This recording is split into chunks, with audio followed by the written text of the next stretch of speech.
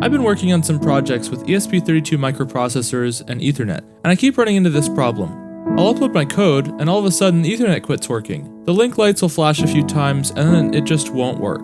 I then discovered that when I open the serial monitor, it starts working again. What an odd problem. Well, after ignoring it for a while, I decided to look into it. Here's what I found.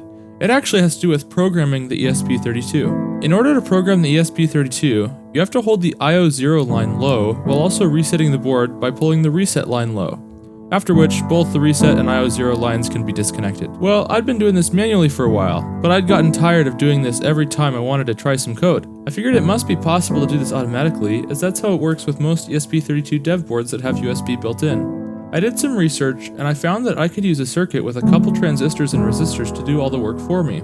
This circuit makes use of some of the data control pins that are used in most USB to UART converters. This works great. In fact, it even resets the ESP32 when I open the serial monitor.